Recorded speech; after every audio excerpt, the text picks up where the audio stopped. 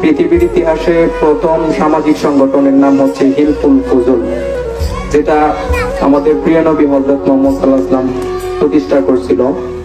আসলে আমরা সবাই জানি আইয়ামে জাহিলিয়াত যুগ সম্পর্কে।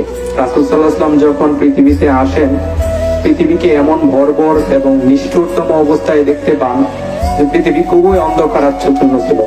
এমনকি এখনো বলা হয় পৃথিবীতে সবচেয়ে অন্ধকার যুগ ছিল আইয়ামে জাহিলিয়াত যুগ।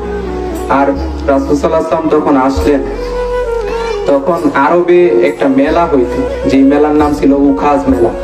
এই মেলার প্রধান আকর্ষণ থাকতো ঘোড় দৌড়, মানে ঘোড়া দিয়া দৌড় প্রতিযোগিতা।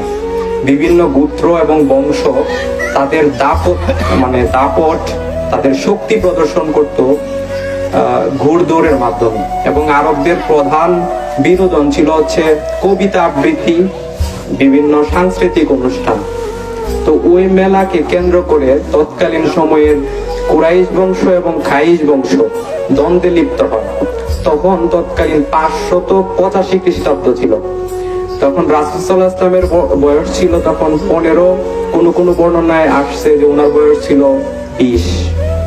তো যখন তারা দ্বন্দ্বে লিপ্ত হয়, যুদ্ধে অবতীর্ণ হয়, তখন বংশ অনুসারে রাসূল সাল্লাল্লাহু আলাইহি ওয়াসাল্লামকেও যুদ্ধে অবতীর্ণ হইতে হয়। তখন রাসূল সাল্লাল্লাহু আলাইহি ওয়াসাল্লামের দায়িত্ব ছিল তীর উঠে সহযোগিতা করা, যারা যুদ্ধ করত তাদেরকে তীর উঠায়া দেওয়া।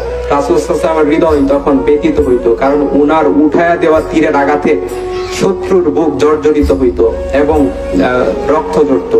এটা থেকে উনি শিক্ষা নিলেন যে আমি এমন একটা সমাজ প্রতিষ্ঠা করতে চাই যে সমাজে কারো বুক থেকে রক্ত ঝরবে না, কোনো নারী অপমানিত হতে হবে না, কোনো নারীকে নির্যাতিত হইতে হবে না, দর্শনের শিকার হতে হবে না।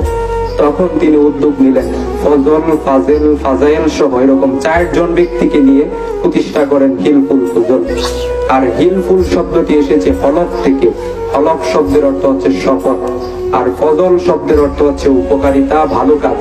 অর্থাৎ তিনি উদ্যোগ নিলেন ভালো কাজের শপথ নেওয়ার ব্যাপারে। আর তখনই এই সংগঠনের নাম দেন হিলফুল ফুজুল। পৃথিবীর ইতিহাসে প্রথম সংগঠন। পৃথিবীর ইতিহাসে আর কেউ এত সুন্দর সংগঠন প্রতিষ্ঠা করতে পারে নাই। আমাদের প্রিয় নবী হযরত মুহাম্মদ সাল্লাল্লাহু আলাইহি ওয়াসাল্লাম হিলফুল ফুজুল। এবং আমরা আজকে যে বিভিন্ন সনদ দেখতে পাই, সংগঠনের সনদ হোক বা রাষ্ট্রীয় বিভিন্ন কাঠামো হোক, জাতিসংঘ বলি বা যত কিছু বলি আমরা না কেন, সবকিছু কিন্তু কিছু সনদ থাকে। রাসূল সাল্লাল্লাহু আলাইহি ওয়াসাল্লাম তখন মদিনা এবং মক্কার শান্তির জন্য মদিনায় যায় মদিনা সনদ নামে একটা সনদ প্রতিষ্ঠা করছিলেন।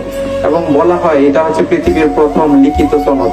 আর কোন সনদ এর আগে পৃথিবীতে কেউ দেখা দিতে পারে নাই। এমনকি বলা হয় পৃথিবীর ইতিহাসে সবচেয়ে সুশৃঙ্খল সনদ হচ্ছে মদিনা। তা আমরা হচ্ছে রাসূল সাল্লাল্লাহু আলাইহি ওয়াসাল্লামের আদর্শকে ধারণ করে আমাদের গ্রামে একটা সংগঠন প্রতিষ্ঠা করা হয়েছে। তো সবাই আমরা আশা করব এই সংগঠনকে কিভাবে সংগঠিত করা যায়, কিভাবে আরো যুগোপযোগী করা যায় সেই ব্যাপারে উদ্যোগ দিবেন।